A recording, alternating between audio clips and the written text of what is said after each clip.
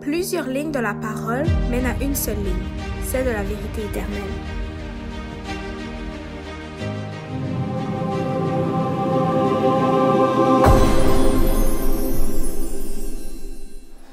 Donc, bonjour à tous, à chacun.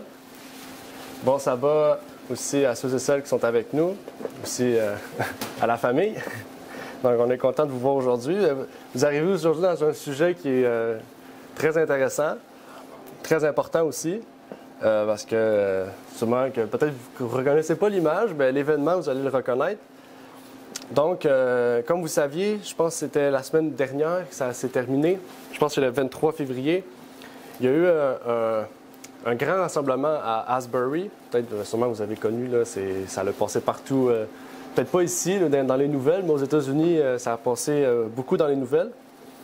Ça a été un grand rassemblement. Il a rassemblé plus de 50 000 personnes sur plus d'une semaine. Puis cette photo-là, c'est une photo qui a été prise sur place à Asbury. Et c'est un endroit où, justement, ça a rassemblé des milliers de personnes pour chanter, pour prier. Il y a aussi des guérisons, des délivrances de démons, des personnes qui ont parlé en langue. Et là, la question s'est posée parce qu'il y a des groupements d'individus qui ont dit que c'était un vrai réveil, d'autres qui ont dit que c'était un faux réveil, en donnant des raisons bibliques. Par exemple, il y avait des femmes qui étaient pasteurs, il y avait des personnes qui ne croyaient pas, il y avait une forme d'œcuménisme dans ça. Mais qu'est-ce que la Bible dit réellement? Est-ce que c'est une prophétie biblique qui peut-être, c'est pas accomplie à ce moment-là, mais qui annonce les événements qui vont s'accomplir? Il faut savoir que Apocalypse nous donne des éléments de réponse, et ça sera notre texte du jour. Dans Apocalypse 13, versets 11 à 17, on peut y lire. Et portez attention à ce qui est souligné, c'est les points importants à se rappeler, qui nous dit « Puis je vis une autre bête montée de la terre, qui avait 2 cornes semblables à celles d'un agneau, et elle parlait comme un dragon.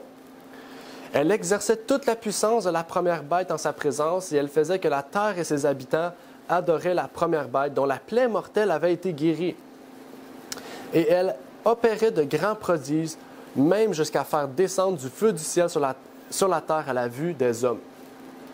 Et elle séduisait les habitants de la terre par les prodiges qui lui étaient donnés d'opérer en sa présence, en présence de la bête, disant aux habitants de la terre de dresser une image à la bête qui, après avoir reçu le coup mortel de l'épée, était encore en vie. Et il lui fut donné d'animer l'image de la bête afin que l'image de la bête parlât, et elle fit mettre à mort tous ceux qui n'adoraient pas l'image de la bête. Et elle faisait que tous, petits et grands, riches et pauvres, libres et esclaves, prenaient une marque à la main droite ou au front. 17. Et personne ne pouvait acheter ni vendre s'il n'avait pas la marque ou le nom de la bête ou le nombre de son nom. Là, c'est 18, il dit un nombre d'hommes, 666. Okay? Donc, ici, c'était juste pour vous montrer le contexte. Et donc, avant de commencer à pouvoir approfondir ce verset d'Apocalypse 13, 11 à 17, j'aimerais pouvoir juste faire une courte prière avec vous, invoquer la présence du Seigneur parmi nous pour qu'on puisse vraiment avoir l'esprit clair pour comprendre ces versets importants. Donc, prions. Notre Père est aux cieux, j'aimerais te remercier de nous permettre, Seigneur, de pouvoir être réunis aujourd'hui pour étudier ce sujet. C'est un sujet qui est très important, qui fait l'actualité, Seigneur. Un sujet auquel, Seigneur, ça va nous révéler des choses importantes, des choses non seulement historiques, mais des choses bibliques aussi, prophétiques. Que tu puisses ouvrir notre esprit, Seigneur, pour que ta parole puisse toucher notre cœur. Et que ce ne soit pas moi qui parle, mais que ce soit ta parole qui parle, Seigneur, parce que moi, je ne suis rien, Seigneur. Je suis qu'un homme faillible, Seigneur, qui peut mourir à tout moment. Mais ta parole dure et durera à toujours et à jamais, Seigneur. Donc, puisses-tu, Seigneur, toucher notre cœur, ouvrir notre esprit, nous permettre de comprendre et de voir ta parole et de poser nos questions, Seigneur, si nous avons des questions.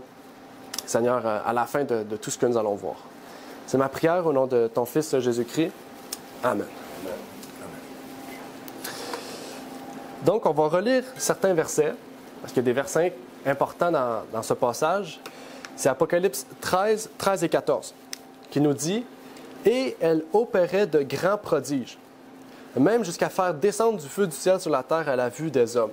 et elle séduisait les habitants de la terre par les prodiges qui lui étaient donnés d'opérer en présence de la bête, disant aux habitants de la terre de dresser une image à la bête. Donc ici, il y a beaucoup de choses. Là. Il y a la première bête, la seconde bête, les prodiges qui étaient frappés par une épée, etc. Il faut dresser une marque. Il y a beaucoup de choses à voir. On ne va pas tout voir. On va se concentrer sur un mot. C'est le mot prodige. Est-ce que vous avez une idée de qu'est-ce que le mot prodige peut signifier? Qu'est-ce que ça signifie, un prodige? Des miracles. Oui, des miracles, OK. Sinon, on va aller lire le mot grec de prodige, c'est séméon. Séméon, dans la Strong, nous explique la définition du mot prodige. Le mot prodige, c'est un signe, une marque ou un témoignage. Ça, c'est important à se rappeler, un témoignage. Ce par quoi une personne ou une chose se distingue des autres et qu'elle est connue, un signe, un prodige, un présage, c'est-à-dire une chose non usuelle, modifiant le cours habituel de la nature.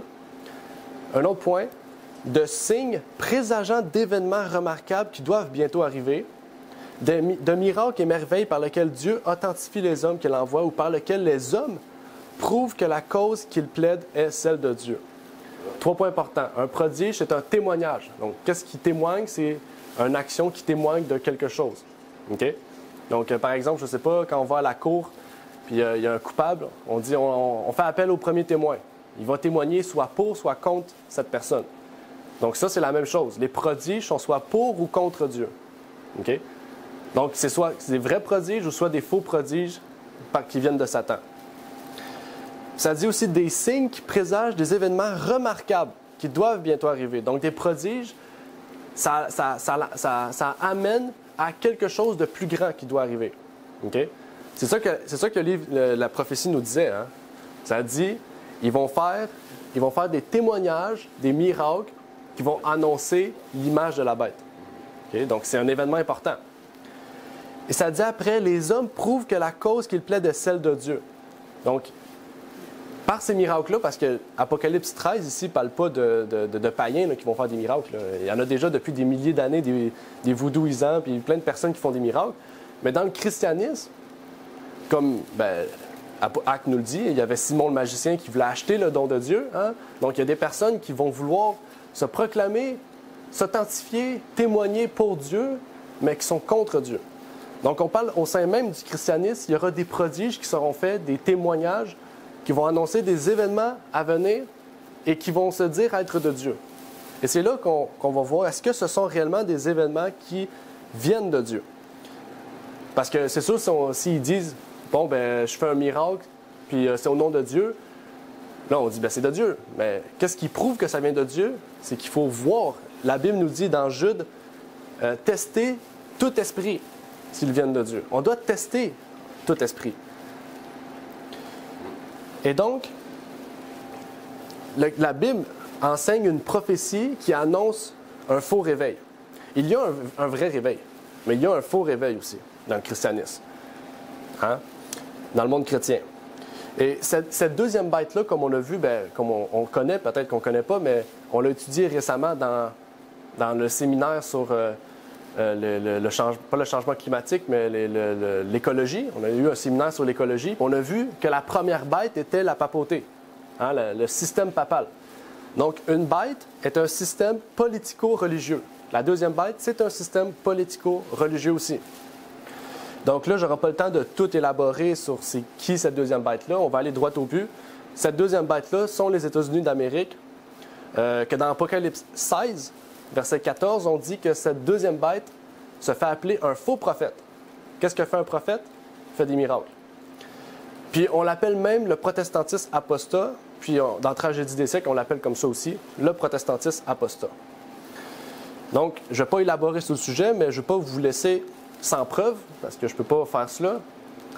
Dans le livre d'Uriah Smith, Réflexion sur le livre de l'Apocalypse, on peut y lire « La manière dont la bête à 2 cornes a été vue lors de son apparition montre, tout comme son emplacement, son âge et sa chronologie, qu'elle est un symbole des États-Unis. » Elle parle de la deuxième bête. Jean dit qu'il a vu la bête sortir de la terre. Et cette expression a dû être utilisée de manière à souligner le contraste entre l'apparition de cette bête et celle d'autres symboles prophétiques nationaux. Pour ceux qui ne le savent pas, dans Apocalypse 17, on dit que la bête à 7 têtes et 10 cornes sort de l'eau. Okay? L'eau représente les peuples, les nations. La terre représente un lieu où il y a peu d'habitants, où il n'y a presque pas d'habitants. Puis qu'est-ce que les États-Unis ont fait? Ils sont partis de la mer pour aller sur une terre qu'on appelle le Nouveau Monde. Okay? Puis à partir de rien, elle est devenue la plus grande, en fait, la puissance mondiale d'aujourd'hui. Donc c'est clairement, cette deuxième bête-là est clairement les États-Unis d'Amérique. Puis lui, il continue en définissant comme suit. Les 4 bêtes de Daniel 7 et la bête léopard d'Apocalypse 13 sont toutes nées de la mer. Apocalypse 13, 1 à 10. Il continue. De nouvelles nations naissent généralement en envahissant d'autres nations et en prenant leur place. Mais aucune autre nation n'a été renversée pour faire place aux États-Unis. Ils n'ont pas détruit d'autres nations. Bien, des peuples, oui, mais pas une nation. Okay? Des Autochtones, ce n'était pas une nation, c'était des groupements d'individus. Et ça dit, et la lutte pour son indépendance était déjà 15 ans dans le passé quand elle est entrée dans le domaine de la prophétie. Le prophète ne voyait que la paix.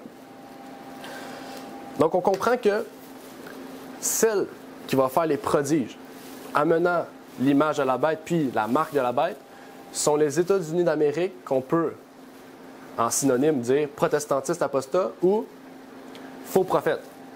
Okay? Donc, en fait, les miracles vont commencer aux États-Unis. Okay? On va dire le nom complet, vont commencer aux États-Unis. Ou la deuxième bête, à 2 cornes. Et à ce que je sache, le Asbury Revival, c'est aux États-Unis que ça s'est passé. On est tous clairs et nets sur ça, c'est aux États-Unis que ça s'est passé, puis que ça va continuer. En fait, Asbury, c'est juste le commencement de ce qui va arriver, en fait. Ça va se répéter, ces choses-là, de plus en plus, à travers le monde par la suite. Et il faut comprendre, en fait, qu'est-ce que croit l'école Asbury? Qu'est-ce que croit l'école Asbury? C'est quoi leur doctrine? C'est quoi le derrière? Il faut voir, tester chaque esprit. Il faut voir c'est quoi leur croyance. Il faut voir, on pourrait dire, leur histoire, etc., pour voir s'ils sont de Dieu ou non. Donc, on va voir ce qui est écrit sur le site de Asbury. Okay? Je n'ai pas été sur un site au hasard, je suis allé sur le site directement de l'université. Ça nous dit comme suit. L'université Asbury est une université chrétienne d'art libéraux qui s'inscrit dans la longue succession de l'orthodoxie chrétienne. Donc déjà, c'est une université libéraux. Ça, on va avancer et on va étudier ce que c'est libéraux, conservateurs, etc. Parce que ce n'est pas un concept qui date de 300 ans. Bien qu'il n'y ait pas d'orientation confessionnelle officielle, ce qui est faux, à l'université Asbury et que tous puissent participer pleinement à la vie spirituelle du campus, l'institution maintient son engagement envers une perspective évangélique, wesleyenne et arménienne. Donc, ils n'ont pas une confession, mais ils ont des croyances. Donc, c'est une confession, qu'on le veuille ou qu'on ne le veuille pas. Et exige que tous ceux qui s'affilient à la communauté universitaire vivent selon les lignes directrices de cet engagement. Donc, c'est une école qui est ouverte à tous, un peu comme les écoles adventistes. Et ils ont des fondements adventistes, mais un catholique peut aller à l'église Andrews, peut aller à l'école Burman, etc. Eux, c'est la même chose. Asbury, ils se disent être évangéliques, wesleyenne et arménienne, mais un catholique peut aller à cette école-là, étudier des facultés ou avoir un diplôme qu'il désire. Et ce qui est encore plus fascinant, si vous allez sur le site de Asbury, c'est que depuis 1906, tous les réveils se passent en février. Je ne sais pas ce qui se passe, mais tous les réveils depuis 1906 se passent en février. Vous pourrez les vérifier sur le site, c'est marqué 15 février, 18, 21, 23. Ici, je ne veux pas entrer dans les théories du complot que c'était organisé pour en février, mais je veux dire, c'est quand même assez bizarre que c'est toujours à la même date, pratiquement, puis toujours au même mois. Ça, c'est un peu bizarre. Mais je n'irai pas dans ce sens-là, okay? Parce qu'il y a beaucoup plus simple pour montrer que c'est associé au sentimentalisme. Et déjà, pour comprendre ce sens-là, il faut revenir à qu'est-ce que c'est évangélique, qu'est-ce que c'est wesleyenne et qu'est-ce que c'est arminienne. OK? Ça, c'est des confessions, 3 confessions religieuses différentes. Puis aujourd'hui, comme on connaît, il y a des confessions qui se mélangent, des baptistes évangéliques, des baptistes pentecôtistes, des baptistes adventistes, ça existe, mais baptistes du 7e jour qu'on appelle. Mais il y a différentes confessions qui se mélangent entre eux, puis ça crée pas des bâtards, là, mais ça crée des mélanges un peu bizarres de religion, de confession. La confusion, exactement. Mais le mot évangélique, ça fait référence à la pensée du 20e siècle, du mouvement de sanctification venant du méthodisme. On va étudier un peu parce que c'est des termes qui sont compliqués, mais c'est simple, vous allez voir. Parce qu'aujourd'hui, quand on dit « je suis évangélique », ça ne veut pas dire qu'on revient à l'apostolique. Hein, c'est différent. Apostolique, ça fait référence aux apôtres. Évangélique fait référence aujourd'hui à une idée qui englobe toutes les religions. Okay? Quand on parle d'œcuménisme, on parle d'évangélique. Okay? Donc, les évangéliques, méthodistes, pentecôtistes, charismatiques. Okay? Des 3 mouvements les plus dominants aux États-Unis. Puis les 3 mouvements où c'est récent. Là. Charismatique, ça fait 60 ans que ça existe. Ça ne fait pas des milliers d'années. Et déjà, pour comprendre plus ces mouvements-là, on a étudié ce sujet-là en novembre dernier. On a parlé du sujet « Parler en langue, est-ce un don biblique? » Parce que les pentecôtistes, depuis 1900, pour eux, le parler en langue, c'est dire une langue incompréhensible. En anglais, on dit du babbling. On dit babbling. En français, je ne sais plus c'est quoi le terme. Mais on dit un peu une langue que personne ne comprend, à part les anges. Ils prennent ça de 1 Corinthiens 10. Puis, donc, dans cette étude-là, on a étudié quel est le vrai don des langues et quel est le faux don des langues. Okay? Puis, je vous recommande un livre qui s'appelle, c'est pas un livre occultisme, mais ça s'appelle l'Occulte ABC. Okay? C'est un pasteur chrétien qui référencie tout l'occultisme dans le christianisme. Okay? Puis, il dit que le don des langues, 9 fois sur 10, c'est une possession démoniaque, puis 1 fois sur 10, c'est pas vrai, c'est faux. Puis lui, c'est un pasteur protestant qui a fait le tour du monde, qui est allé dans les églises, qui a posé les questions. Puis il y a des gens qui disaient non, moi, t'as pas besoin de me tester mon esprit, moi, c'est pas vrai, je suis pas vrai. Puis même au Canada, là, il est allé au Canada aussi. Donc on n'est pas évité non plus. Mais dans cette étude-là, vous aurez toutes les preuves nécessaires, les appuis bibliques et historiques pour vous amener à comprendre et à voir. Puis surtout pour parler aux gens aussi, quand on parle aux gens, il faut amener des preuves aussi de qu'est-ce qu'il y en est. Mais pour ce qui s'agit des 2 autres, méthodisme, arminianisme, des fois c'est des concepts qu'on ne connaît pas. Arminianisme, on en a parlé aussi, parce qu'eux, ils ont une conception du péché puis de la loi qui est assez spéciale, on pourrait dire assez extrémiste. Mais j'ai fait un résumé des 3 grandes idées actuelles. Évangélique, c'est la révélation des dons spirituels. Évangélique, ça veut dire que tu vas dans une église, tu chantes, puis plus tu chantes, tu tombes par terre, puis tu te réveilles, puis là, tu parles en langue, tu peux guérir des malades. Ça, c'est évangélique. Ça veut dire que, aussitôt que tu es baptisé, tu reçois le Saint-Esprit, puis tu as le don des langues, de tous les dons spirituels, en fait. Okay? Méthodiste, c'est différent. Pour eux, quand tu reçois le Saint-Esprit, tu es arrivé à l'état de perfection. Okay? Le baptême du Saint-Esprit, c'est la sanctification totale. Okay?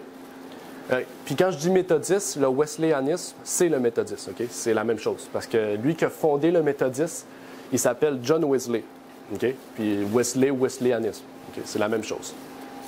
Puis l'arminianisme, lui, c'est quelqu'un qui travaillait avec Martin Luther. Puis lui, il a dit que la loi de Dieu est morte. Qu'est-ce qu'il veut dire par là? C'est qu'il n'y a plus de loi, en fait. Et la loi n'existe plus. C'est la grâce, puis il n'y a plus de loi. Puis Martin Luther a dit que c'était un hérétique, parce que Martin Luther croyait aux 10 commandements, mais il disait que la grâce, en fait, succombait à la loi, dans le sens que la grâce, c'était ce qui nous enlevait de la mort de la loi. Tandis que l'arminianiste disait non, il n'y a plus de loi. En fait, on peut faire tout ce qu'on veut. Okay? Quand il dit tout ce qu'on veut, c'est vraiment tout. Là. C'est dans le sens qu'on peut tuer, on peut voler, on peut faire plusieurs autres choses. Puis lui, il s'appelle Arminius. Arminius, exactement. Okay? Ça, on a déjà étudié ce monsieur Arminius, sa théologie, dans le passé. Mais en fait, vous comprenez déjà que c'est 3 idées qui marchent bien ensemble, en fait. Hein? Ça marche bien pour l'œcuménisme. Quand on va à Asbury, on se dit que peu importe ce qu'on est, dans le sens que même si ça fait 30 ans qu'on est chrétien, on peut pratiquer n'importe comment, on peut aller là, puis on va là pour recevoir la perfection, donc le Saint-Esprit. Puis quand on a le Saint-Esprit, là, tout le monde se garoche à terre, puis là, il y a des personnes qui parlent en langue, des possessions, puis c'est un peu bizarre, c'est cacophonique. OK? C'est pour ça que je vous dis que c'est 3 mix un peu bizarres. Mais actuellement, c'est ce que les évangéliques, les charismatiques, les pentecôtistes adhèrent le plus. Et c'est là que ça cause un problème. Parce qu'en fait, ça devient cacophonique. Et là, on va voir en fait aussi ce que l'histoire nous révèle sur cette cacophonie-là, parce que c'est pas rien. Mais ici, ça nous résume un peu la pensée d'Asbury. Okay? Ça, c'est les fondements de l'Église Asbury depuis 1838, je pense que l'école existe. Donc, au fur et à mesure, elle a changé, elle a adapté aussi un peu ses doctrines. Mais doctrinalement, c'est ce qui la résume depuis près de 100 ans. Maintenant, entrons dans l'événement en tant que tel. Plus spécialement, ce qui est arrivé en 2023. Okay? Voici ce que nous dit Wikipédia. Parce que le lendemain que l'événement a commencé, il avait déjà créé une page Wikipédia. Okay? Ça a été très rapide. Donc, il y a beaucoup d'informations qui sont mises gratuitement pour le bénéfice de chacun. Et donc, on nous dit comme suit. Le réveil d'Asbury de 2023 est un réveil chrétien en cours à l'Université d'Asbury à Wilmore, au Kentucky. L'événement a été déclenché après que des étudiants soient restés spontanément dans l'auditorium Hughes après un service de chapelle régulièrement programmé le 8 février 2023. Pour l'instant, c'est correct. La nouvelle du phénomène s'est rapidement répandue sur les médias sociaux et dans les publications chrétiennes en ligne. Et là, c'est là que ça rentre dans les points importants. Le réveil a été comparé à des réveils similaires à Asbury, notamment celui qui s'est produit en 1970 et qui a eu des conséquences importantes. Ça, c'est important. On a vu prodige. Ça amène quoi? Un changement futur important. Pour le méthodiste, la culture américaine, donc c'est pas petit, là. Culture américaine. Et la croissance du mouvement de Jésus. Ça, on va revenir, OK? Le Jesus Movement qu'il appelle. Le renouveau est remarqué pour son utilisation des médias sociaux, les participants étant principalement des membres de la génération Z. C'est qui la génération Z? C'est pas moi je suis un millénial. C'est Z, c'est après. Okay? Z, c'est fini, c'est la dernière génération. Puis la génération Z, c'est les jeunes d'aujourd'hui là, qui ont... Peut-être Ashley, tu comptes parmi la génération Z. Donc, c'est la génération Z. Puis rappelez-vous ce que le pape avait dit. Le pape avait dit, la jeunesse est l'avenir du changement. Le pape avait dit ça. Le pape avait dit, la jeunesse est l'avenir du changement. OK? Parce que le pape, il sait très bien que la jeunesse, c'est ce qui va permettre que le monde va changer. Hein? Puis la jeunesse est axée sur quoi? L'écologie, beaucoup. Hein? Beaucoup l'écologie. Puis il y a même un mouvement aux États-Unis qui s'appelle le Sunrise Movement, qui dit que la politique doit changer. Puis c'est des jeunes de 20 ans, 22 ans qui disent ça. C'est pas c'est pas Donald Trump qui a 60 ans. C'est des jeunes de 20, 25 ans qui disent que la politique doit changer et c'est nous qui va la changer. OK? Prodiges, témoignages, événements à venir importants, génération Z. En tout cas, ça marche bien ensemble avec les prophéties pour l'instant. Je ne vous dis pas que Asbury 2023, c'est la prophétie d'Apocalypse 13. Mais je vous dis que cet événement-là va amener quelque chose de plus grand dans les prochains mois, les prochaines années. Mais ce qui est intéressant, c'est ça. Le réveil a été comparé à des réveils similaires à Asbury, notamment celui qui s'est produit en 1970. Qu'est-ce qui s'est passé à ce moment-là? Puis pourquoi il s'est comparé à celui-là? Parce qu'en 1970, il y a eu combien de changements importants? 3 changements importants. Un changement important pour le méthodiste, un changement important pour la culture américaine. C'est pas n'importe quoi la culture américaine, ça affecte les non-chrétiens aussi. Un changement important pour la croissance du mouvement de Jésus. Puis là, vous allez dire, c'est quoi le mouvement de Jésus? C'est un nouveau mouvement ou est-ce qu'il y a un autre Jésus? C'est quoi? Je vais vous montrer des images parce qu'il y a un film qui sort sur le Jesus Movement. OK? Puis le mouvement de Jésus, c'est un mouvement mondial. Bien, surtout aux États-Unis, bien, ça a affecté le monde. Ça l'a passé dans le Time Magazine, OK? The Jesus Revolution. Ce mouvement-là, c'est un pasteur. Ce mouvement-là, si vous allez comprendre, les années 70, les couleurs, c'est les hippies. OK? Dans le fond, c'est des hippies chrétiens, puis il y en a un parmi ces gens-là qui se faisait appeler Jésus, parce qu'il avait une longue barbe et des longs cheveux. L'idée générale de Jésus, c'est pas vrai, mais lui, c'était le grand pasteur, c'était un gourou, OK? Puis lui, là, il a révolutionné la chrétienté dans les années 70. Quand je dis la chrétienté, c'est pour ça qu'aujourd'hui qu'on a le concept de libéraux conservateurs. Ça n'existait pas avant les années 70. Avant, tout le monde était conservateur. Aujourd'hui, il y a des libéraux, il y a des conservateurs, puis là, c'est la guerre. Mais c'est pas une vraie guerre, dans un sens, mais c'est une guerre. Puis je vous montre l'image du film, OK? Vous connaissez l'acteur? C'est lui qui va jouer le Jésus dans le film. OK? Puis ce mouvement-là, puis il faut savoir, lui, c'est un catholique aussi, Choiseau, puis il a dit qu'il aimait beaucoup les jésuites aussi. Donc, juste au cas où. Mais il y a un film qui sort, il sort dans 2 semaines, je ne me trompe pas, ou il est déjà sorti, qui va reprendre les événements de ce mouvement de Jésus qui a changé l'héritage chrétien, on peut dire. Il faut savoir que ce mouvement, Jesus Revolution, Jesus Movement, le mouvement de Jésus, c'est une union entre le charismatisme, le mouvement charismatique, et le mouvement hippie. Okay? Donc l'amour et l'amour de Dieu et l'amour du monde. C'est un mix ensemble qui a formé, boum, une révolution de Jésus, ce que les gens fumaient, puis après ça, ils chantaient pour Dieu. Donc c'était un peu ça, le mouvement de Jésus. Bon, regardez ce qu'il nous dit sur Wikipédia. Le mouvement de Jésus a laissé un héritage qui comprend la formation de diverses dénominations ainsi que d'autres organisations chrétiennes. Et il a également influencé le développement de la droite et de la gauche chrétienne contemporaine. Okay? Aujourd'hui, on est tous ancrés dans ça, mais à l'époque, ça n'existait pas. Puis là, il y a eu les conservateurs. Bon, les conservateurs, ils ne veulent pas d'avortement, ils sont contre l'homosexualité, mais les libéraux sont pour l'avortement, pour l'homosexualité, puis aujourd'hui, c'est le même combat. Puis on perd le sens vraiment, en fait.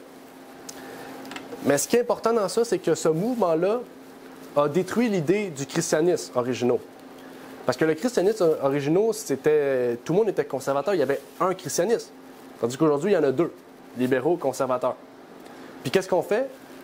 On dit que les conservateurs sont extrémistes, ils développent la haine, on doit les enlever sur les réseaux sociaux, on doit les réduire sur YouTube, les réduire au silence. Puis il y a la nouvelle loi au Canada, C11 et C18, où ce que ça dit que c'est le gouvernement qui va choisir qui a le droit de mettre des vidéos, qui n'a pas le droit.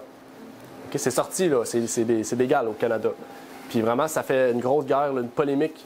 Même c'est eux qui vont choisir les publicités sur Facebook, sur Google, sur YouTube, sur tout ça. C'est tout eux qui choisissent. Fait que, à ce temps, c'est fini la liberté d'expression, du moins. Ça commence à être de plus en plus réduite au Canada. Mais ça, c'est dû à quoi? Aux libéraux. Les libéraux, ils voient comment? Ils prennent l'ampleur et les conservateurs, ils commencent à baisser et à être mal vus.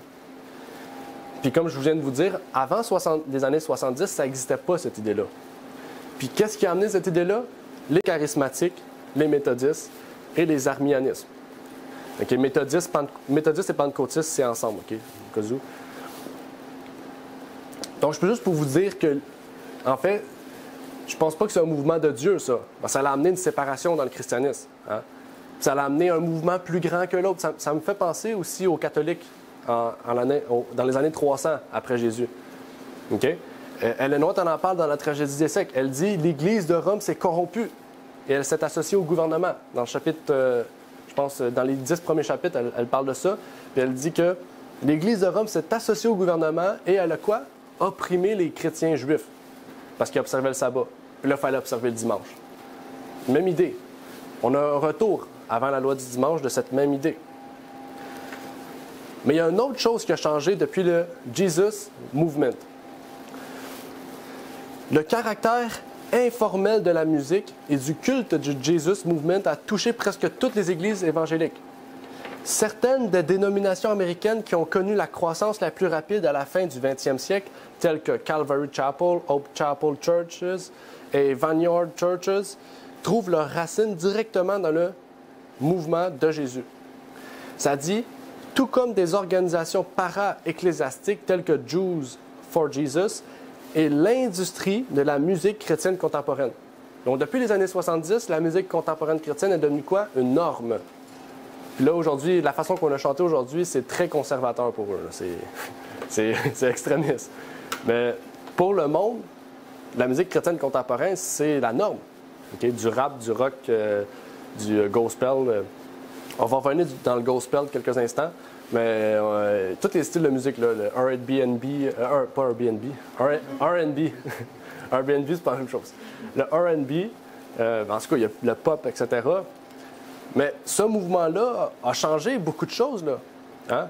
Puis maintenant, si vous avez regardé les Awards et Grammy 2023, il y a la représentation de Sam Smith là, qui fait un démon, Satan. Puis dans la salle, il y a Kirk Franklin, puis tous les chanteurs chrétiens. Puis ils sont restés là.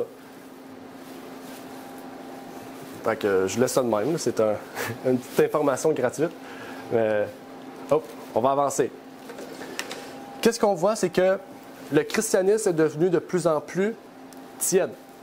Okay? Dans le sens tiède, c'est que pour eux, ils ont Jésus, on peut faire tout ce qu'on veut comme le monde, puis permettre au monde de nous connaître via leur habitude de vie. La musique, tous les moyens. Les églises aussi sont devenues très libérales. Il n'y a plus de, on pourrait dire, une certaine, un respect pour Dieu. Tu sais, on rentre dans le silence, puis il y a un respect, on s'assit, puis on chante, puis un respect de tout ce qu'il y en a. On a perdu cette idée-là. Et les christianistes sont devenus bien à l'aise dans cette mondanité-là. Et ça, c'est dû à cause du mouvement charismatique et pentecôtiste un peu avant. Et le mouvement de Asbury, 2023, le Revival, ont montré, en fait, ont confirmé, en fait, que les prophéties allaient s'accomplir bientôt. Et Dieu veut nous montrer quelque chose dans tout cela. Et je ne vous dis pas que dans ce mouvement-là, tout le monde c'est dans l'erreur. Non, il y a des personnes là-dedans qui sont très sincères dans leur foi et qui sont là-dedans pensant que c'est la vérité. Et ces gens-là, Dieu va les éclairer, j'en ai aucun doute, parce que, en fait, Dieu a des enfants partout. Hein? Apocalypse 18 dit « Sortez de Babylone, mon peuple ». Ça veut dire que même à la dernière minute, il va y avoir des enfants de Dieu dans Babylone. Et Dieu dit « Mon peuple, allez les chercher ». Ou peut-être comme Ananias, il va nous donner un rêve, il va dire « Va chercher cet enfant-là, il a besoin de sortir ». Je veux dire, l'Église de Dieu est en formation en ce moment, puis réellement, les événements annoncent que Jésus revient très bientôt.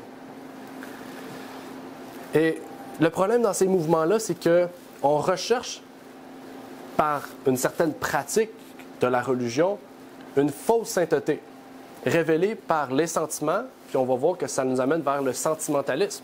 Parce que qu'est-ce qui est arrivé à Asbury est arrivé dans l'Adventisme en 1899.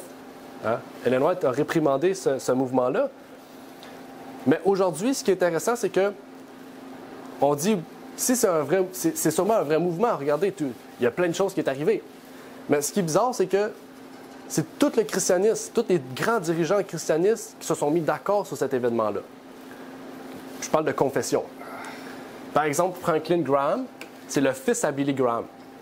Je vais vous le traduire en français, pas tout au complet, mais une certaine partie. Louez Dieu pour ce qui se passe à l'Université Asbury.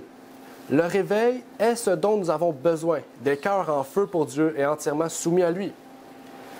Il y a même le cardinal de New York, okay? C'est le représentant du pape à New York. C'est pas un prêtre, là, c'est un cardinal. Il a dit à Fox News, avec une croix d'en face, parce que c'était le carême pour eux, mercredi décembre, il a dit « Déclencher un certain type de renouveau religieux dans le pays dont tout le monde admet que nous avons besoin. » Il y a Tony Perkins, un baptiste. Il a dit « Le déferlement d'adoration et de louange qui a été déclenché à l'Université d'Asbury a attiré les chrétiens du monde entier pour qu'ils fassent l'expérience de ce que Dieu fait. Ce soir, les croyants de toute la nation se réunissent pour une soirée de prière unie et multigénérationnelle pour le réveil et le réveil sur les campus universitaires en Amérique. Prions pour eux. » Il y a Mike Pence. Peut-être que vous connaissez Mike Pence. C'est le vice-président des États-Unis, le 48e vice-président. Lui, il était catholique, puis aujourd'hui, il est évangélique, conservateur. Il a dit « Profondément ému de voir le renouveau qui a lieu à Asbury. Le Seigneur est à l'œuvre à Asbury et des vies seront changées à jamais. Aux jeunes et aux moins jeunes, Dieu vous bénisse tous et loue le Seigneur. » Donc, on voit qu'il y a un accord ensemble. Okay? Politique, catholique, baptiste, pentecôtiste, toutes les religions. J'ai cherché adventiste, je n'ai pas trouvé, mais je comprends. Mais tous les mouvements du monde, toutes les dénominations, même les catholiques, les représentants du pape, même le pape, ne m'étonnerait pas qu'il ait dit quelque chose, mais ils sont tous associés pour dire que c'était un mouvement de Dieu. Et pourtant, la servante du Seigneur nous avait prévenu il y a déjà 120 ans de cela. Elle avait dit que le sentimentalisme serait la nouvelle forme de spiritisme que Satan utiliserait au sein du christianisme. Okay? Quand on parle de spiritisme, c'est de la magie, mais la magie moderne, on dit ça n'existe plus, on ne dit plus magie moderne, on dit spiritisme. Et par exemple, j'ai oublié le nom, mais il y a un nom, la science chrétienne font du spiritisme, okay? La science chrétienne pour ceux qui connaissent. Mais en tout cas, on va voir aujourd'hui que c'est quelque chose de très important et que Ellen White nous avait averti de cela. Mais avant ça, je voulais vous montrer une vidéo.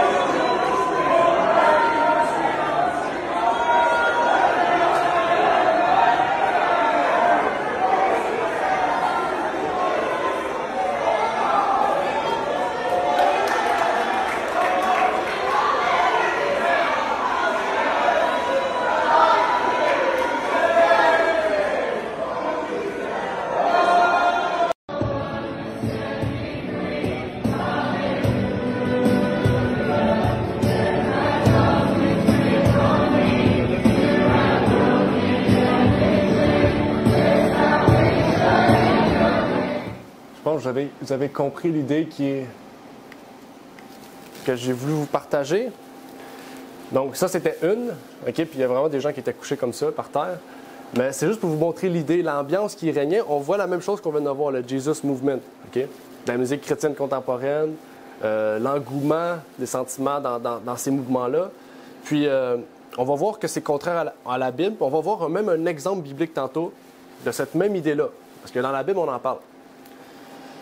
Et je le lis justement dans la tragédie des siècles, un exemple de ce que la servante du Seigneur nous avait dit, qui est lié à la Bible. On vient de le voir dans Apocalypse 13. Il est dit, « Il est vrai que le spiritisme change actuellement de formule. » Il est obligé parce que Satan, il voit que ça ne marche plus. Il change de technique. « Voilà ce qu'il y a de plus choquant. Il prend un déguisement chrétien. » Donc, au lieu de travailler de l'extérieur, il travaille de l'intérieur. Apocalypse 13, deuxième bête, États-Unis, protestantisme apostat, intérieur, c'est lié. Mais ces déclarations faites en public et dans la presse depuis des années sont connues et c'est là qu'il montre ce qu'il est réellement. Il ne lui est possible ni de nier, ni de cacher ses enseignements.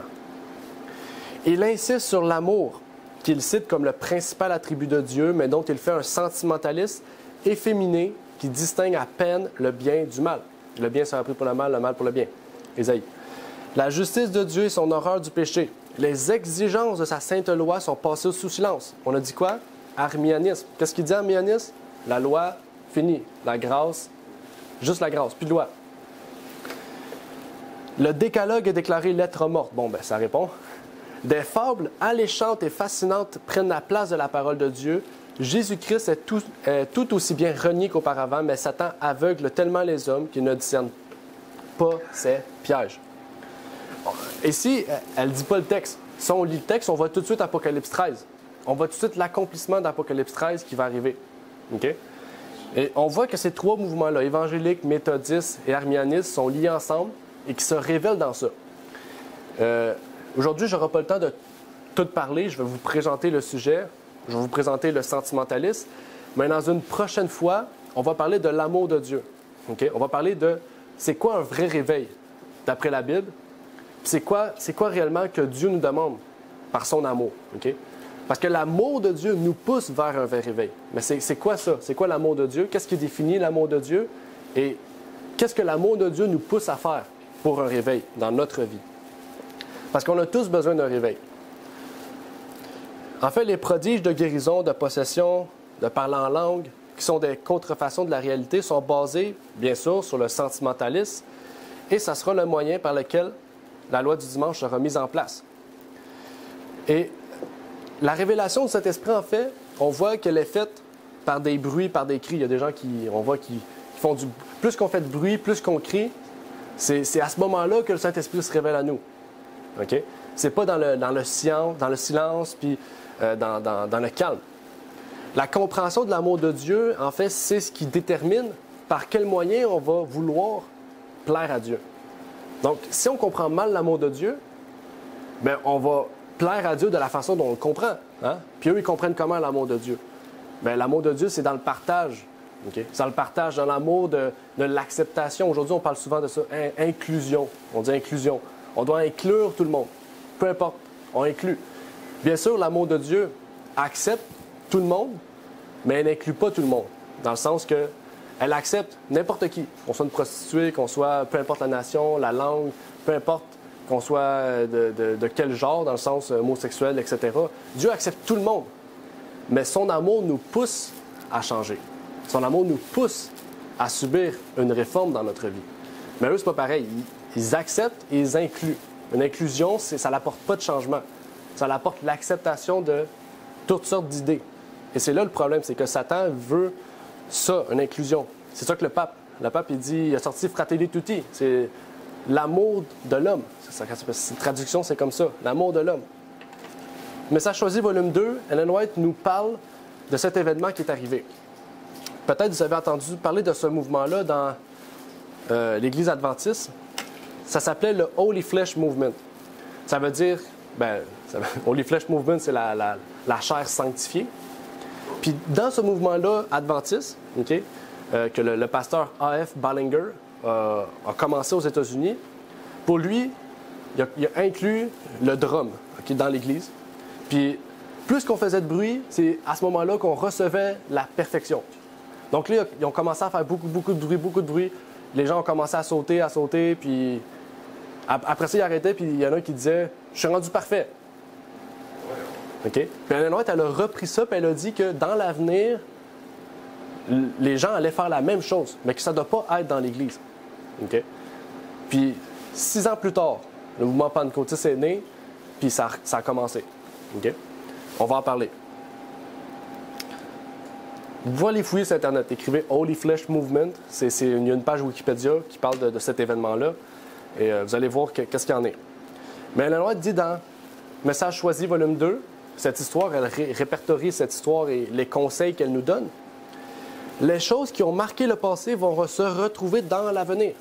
Satan se servira de la musique comme d'un piège par la manière dont elle sera dirigée. Puis tantôt, on a parlé de Jesus Movement et de quoi? De la musique contemporaine chrétienne. Dieu demande à son peuple qui a devant lui la lumière émanant de la parole et des témoignages, de lire, ça dit de lire, de réfléchir et de prendre garde, de tester chaque esprit. Même chose. Et là, il faut comprendre.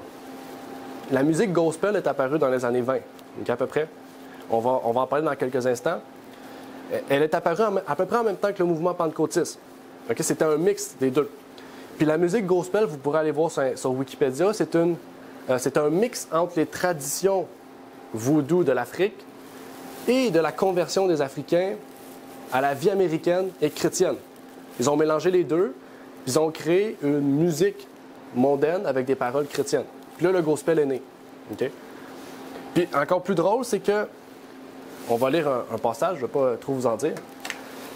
Le mouvement pentecôtiste a rapidement fait des percées dans les églises qui n'étaient pas adaptées à la musique d'église noire européanisée qui était devenue populaire au fil des années depuis l'émancipation. Ces congrégations ont facilement adopté et contribué aux publications de musique gospel du début du 20e siècle. Ça dit Sister Rosetta Tharpe, pionnière du rock'n'roll. Rock'n'roll, c'est pas chrétien, ça, c'est Elvis, Jerry Lee Lewis, Little Richard. Little Richard était adventiste, mais il s'est basé sur le pentecôtisme pour faire sa musique. A rapidement émergé de cette tradition comme la première grande artiste gospel. Okay? Donc, la première artiste gospel, c'est elle qui a fondé la musique qu'on connaît aujourd'hui. Parce que le rock'n'roll a amené au rock, a amené à la musique pop, a amené à la musique soul, a amené au rap. En tout cas, on peut continuer. Et on pourra en parler pendant des heures pour amener les preuves. Mais ça dit la première personne à introduire le ragtime dans le gospel, la première à jouer du piano sur un enregistrement gospel est Arizona Drums, mais ça, c'est pas le plus important. Ce qu'il faut savoir, c'est que la musique dans les Émis louanges, on voit, c'est quand même assez compliqué à jouer, à chanter. La musique des Émis louanges, si on n'a pas une connaissance bien de la musique, on peut facilement dévouer de la structure musicale des Émis louanges. Tandis que le gospel, c'était tout différent. Le gospel, c'était une ambiance simplifiée, des accords simplifiés, de la musique facile à jouer, de la musique facile à écouter. Et donc, c'était de la musique facile que tout le monde pouvait chanter.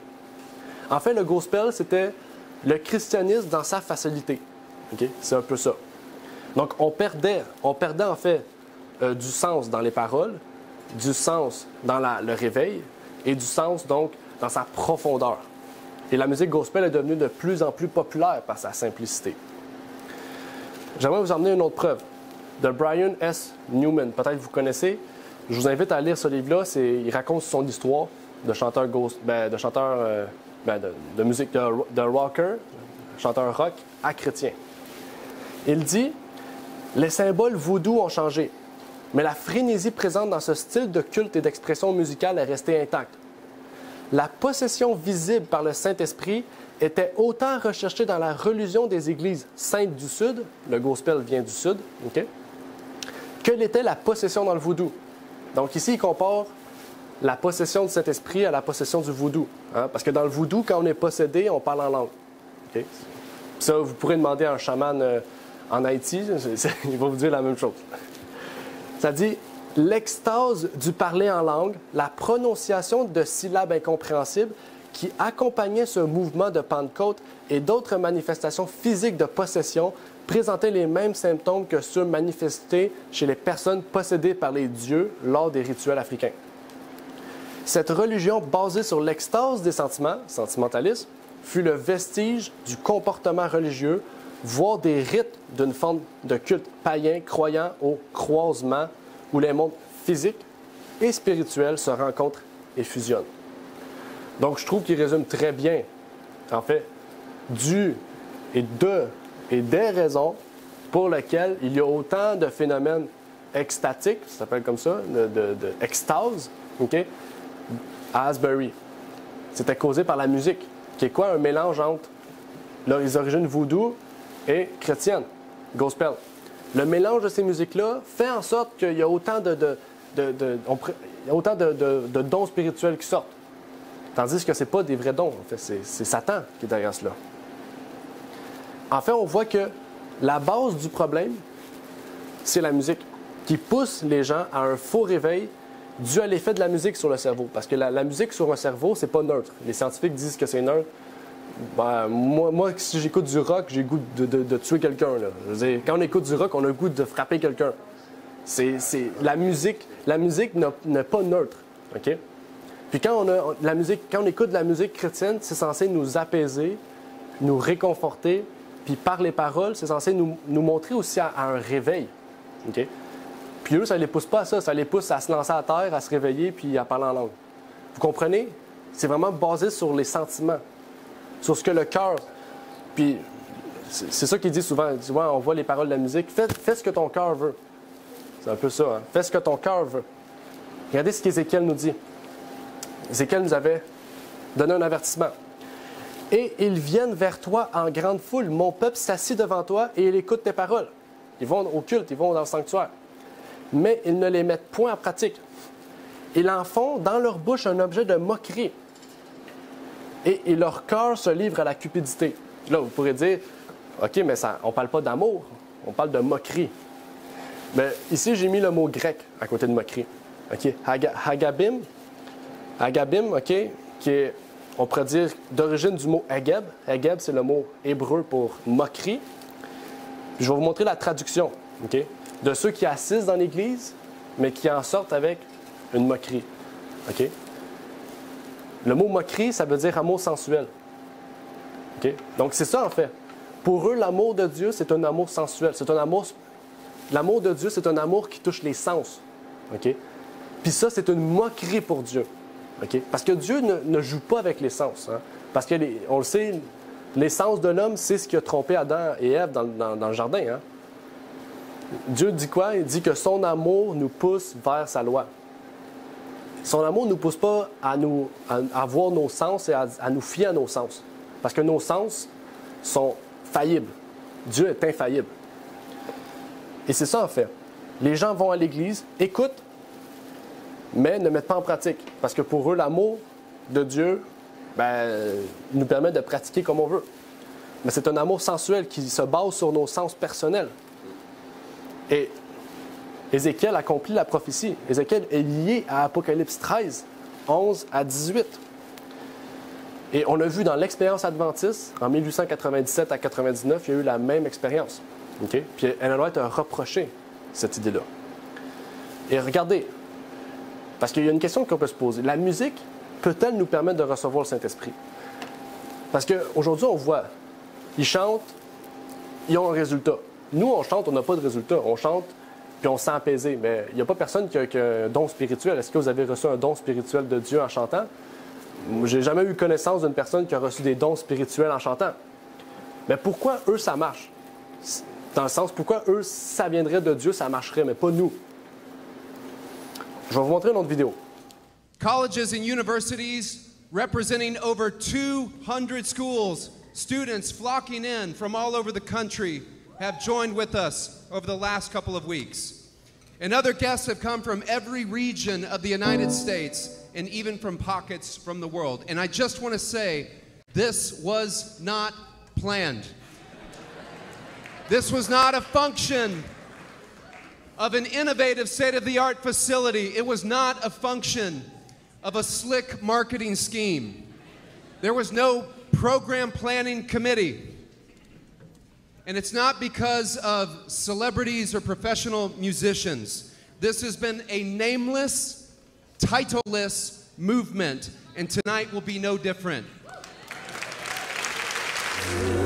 Consume us holy, consume us holy, consume us holy, consume us holy, consume us holy, consume us holy.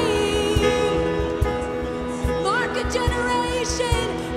generation, and no one can deny you when you live up in the sky like a whirlwind.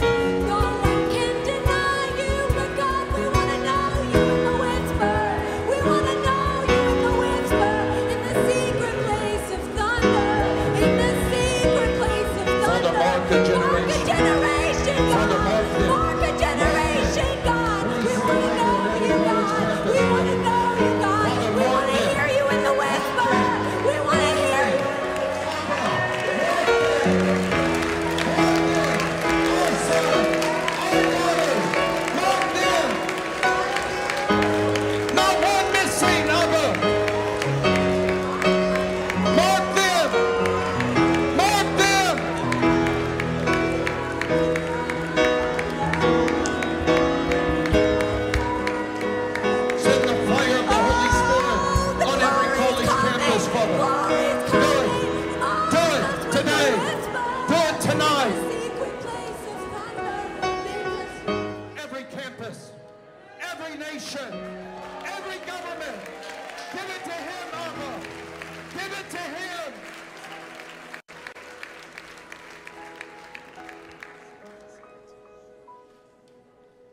Revelation 11:15.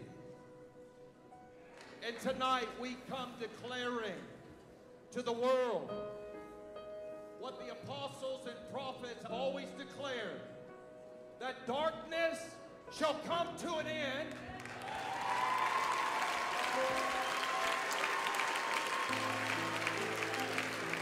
and that the last trumpet shall sound. We celebrate Jesus. We celebrate you, God. You know, the earth will shout your praise. Our hearts will cry. These bones will sing.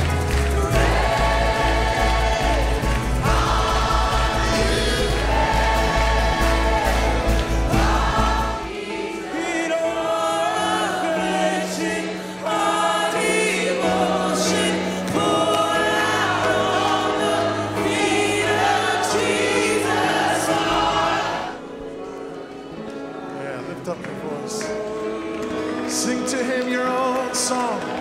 Lift up your voice. Come awaken the city.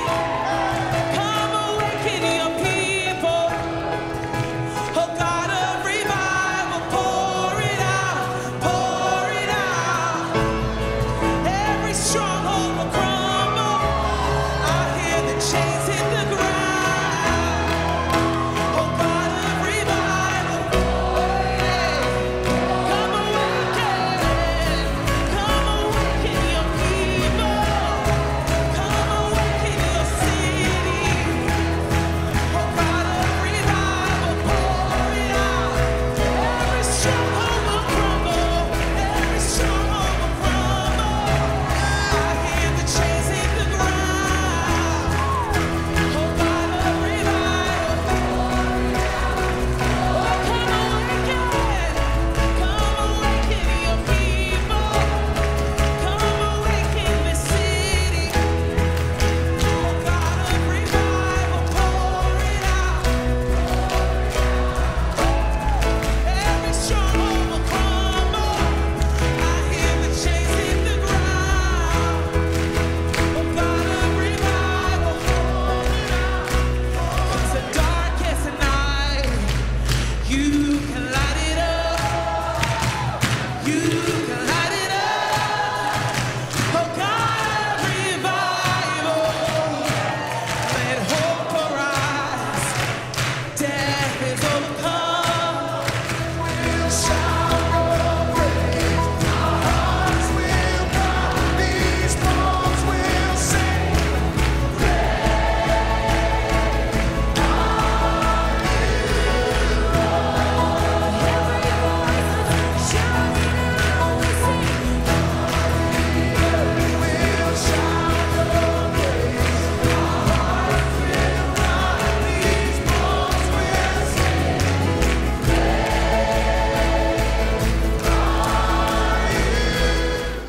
Ouais, ben c'est ça. Ça a été 198 heures de musique avec un peu de témoignage. OK? 198 heures, j'ai jamais vu ça. C'est le plus long que j'ai vu. Seulement de la musique. Puis des témoignages aussi. Des témoignages. Puis dans cela, ben, on voit, hein, il y a beaucoup de répétitions. Vient Saint-Esprit, puis il répète 10, 15, 20 fois. Je veux dire, il faut savoir que quand on répète quelque chose, c'est qu'on met de l'emphase sur quelque chose. Puis quand on met de l'emphase sur quelque chose, c'est que nos sens aussi, ils viennent. Hein? Ça touche nos sentiments. Puis dans les mouvements pentecôtistes, plus qu'on répète, plus qu'on monte la musique, on monte la tonalité, on monte, puis après ça, il y a un crescendo. C'est là que les gens tombent souvent. Parce que là, il y a un effet de sentiment qui est trop grand. Puis on voit pour eux, la musique, ça les amène à quoi? À rentrer en transe. Le monsieur en mauve, il regarde le ciel, il reste là, puis il parle pas, il n'y a rien. L'autre personne en arrière qui parlait en langue, des guérisons. Mais en fait, qu'est-ce que la Bible dit? La Bible dit, testez chaque esprit. Là, je le répète souvent parce que c'est vraiment important. Testez chaque esprit. Puis la Bible dit de faire passer chaque esprit par le test de la Bible. C'est-à-dire qu'on prend la Bible, on rouvre, puis on regarde, qu'est-ce qu'ils font, c'est vrai ou non? Là, je vais vous éviter du temps parce que j'ai fait des recherches. Mais dans la Bible, il y a 4 passages qui parlent de réception du Saint-Esprit. Puis dans les 4 passages, on voit que c'est par l'imposition des mains. Puis quand on impose les mains, on prie. La seule façon de recevoir le Saint-Esprit, c'est par la prière. OK? Puis Paul ici, Pierre, il prêchait la vérité. OK? Ça aussi, c'est un moyen. Quand quelqu'un prêche, puis que le cœur est touché, le Saint-Esprit entre dans la personne. OK? Il peut recevoir un don. OK? Mais il y a une conversion, il y a une repentance, mais jamais par le chant. Il n'y a aucune place dans la Bible où que par la musique, quelqu'un a reçu des dons spirituels. OK? C'est seulement par la prière. OK? La prière. Puis la prière, c'est comment? C'est pas en criant, c'est dans le silence, puis dans le respect, puis dans une demande sincère envers Dieu. OK? Vous pourrez aller fouiller, vous ne trouvez aucun autre verset, là, mais vous pourrez aller fouiller si vous voulez. Si vous avez d'autres versets, peut-être j'en ai oublié, mais je n'ai pas été supposé en oublier. Mais vous pourrez vérifier. Mais sinon, est-ce que vous connaissez une autre histoire? En fait, peut-être pas une autre histoire. Une histoire dans la Bible où ce qu'on voit la même chose aujourd'hui dans la Bible. Est-ce que vous connaissez une histoire où ce que ça s'est passé pareil comme à Asbury dans la Bible? Là, c'est un peu spécifique, mais il y a une histoire dans la Bible qui nous parle de la même chose. OK? Non, l'histoire d'Élie sur le mont Carmel. Qu'est-ce qui est arrivé? Qu'est-ce qu'ils ont fait, eux? Ils ont dansé. Ils ont dansé, ils ont chanté, ils se sont coupés des veines, OK? Ils se sont coupés des veines, ils sont ouverts. Élie, qu'est-ce qu'il a fait? Il s'est mis à genoux, il a prié. OK? Puis le feu n'est pas juste descendu. Le feu a consumé le bœuf, a consumé le bois, a consumé la roche, a consumé la terre et l'eau, toute l'eau qui était dedans. OK? Donc, le Dieu qu'on sert est un Dieu puissant. Il n'est pas juste puissant, un Dieu tout-puissant. OK? Puis ce Dieu tout-puissant-là se révèle par la prière. Élie en a fait l'expérience. Dieu avait envoyé quoi? Des tonnerres, du feu, des tonnerres. Puis pourtant, Dieu s'est révélé dans le vent. Dans le vent. Le vent, c'est ce qui est le plus silencieux, à moins qu'il y ait une tornade, mais c'est ce qui est le plus silencieux. Dieu ne se révèle pas dans le bruit de le vacarme, mais Dieu se révèle dans le silence. On va lire le texte biblique. Je vais quand même vous montrer la preuve. On va lire directement au verset 26. « Et ils prirent le taureau qu'on leur donna, et le préparèrent, et ils invoquèrent le nom de Baal depuis le matin jusqu'à midi, disant, Baal, exauce-nous. » Donc, ils ont fait ça pendant des heures. Baal, exauce-nous, Baal, exauce-nous. Répétez. Mais il n'y avait eu ni voix ni réponse. Et ils sautaient autour de l'autel qu'on avait fait. Hein? Peut-être qu'il y avait même des tambours, parce que je sais qu'à l'époque, il y avait des tambours qui étaient associés à ce rythme-là. Verset 28, on saute un peu parce que là, ça fait quand même 1 heure. Ils criaient donc à voix haute. Ils se faisaient des incisions avec des couteaux et des lancettes, selon leur coutume, jusqu'à ce que le sang coulât sur eux. Et là aussi, Élie avait provoqué, il avait dit, votre Dieu ne répond pas, il est-tu couché? Est-ce qu'il est mort? Est-ce qu'il dort? Puis là, ils ont dit, hey, avancez. Puis là, ils ont commencé à faire des incisions. Mais j'avoue, Élie était un peu provocateur, mais ils savaient que leur Dieu ne répondrait pas. Verset 36. Il est là. Et au temps où l'on offre l'oblation, le prophète Élie s'approcha et dit, Éternel Dieu Abraham et d'Isaac et d'Israël, qu'on connaisse aujourd'hui que tu es Dieu en Israël et que je suis ton serviteur et que c'est par ta parole que j'ai fait toutes choses. Exauce-moi, Éternel, exauce-moi, et que ce peuple connaisse que c'est toi, Éternel, qui es Dieu et que c'est toi qui ramène leur cœur. Qui ramène leur cœur. OK? C'est-à-dire qui ramène leur cœur à quoi? À l'amour de Dieu, qui retourne au commandement de Dieu. C'est ça, c'est un réveil. On va en parler ça dans 2 semaines. Mais ça, c'est un réveil. OK? Qu'on retourne à Dieu. Qu'est-ce qui est arrivé? Parce qu'Élie avait mis de l'eau, il avait mis beaucoup d'eau sur l'autel en plus. Alors le feu de l'Éternel tomba et consuma l'holocauste, le bois, les pierres, la poussière et absorba l'eau qui était dans le canal. Et tout peuple, voyant cela, tomba sur son visage et dit, « C'est l'Éternel qui est Dieu, c'est l'Éternel qui est Dieu. » Ils se sont repentis, ils se sont tournés vers Dieu, ils ont donné leur cœur à Dieu. Puis les 400 prophètes, bien, eux sont bons. Donc, un peu décevant pour eux, mais c'était des idolâtres. En fait, les idolâtres, on l'a vu, ils ont fait des danses, des cris, avec de la musique, avec des coutumes, au point même de faire des incisions. Hein? Aujourd'hui, on voit différent, les gens se lancent dans le beurre, se lancent à terre. On voit plein de choses bizarres. J'aurais pu vous montrer d'autres vidéos d'autres personnes, je ne l'ai pas fait parce qu'il y a trop de vidéos. Vous pourrez aller fouiller sur Internet, j'oublie le nom, Connect Copperland, par exemple, puis toutes ces personnes-là.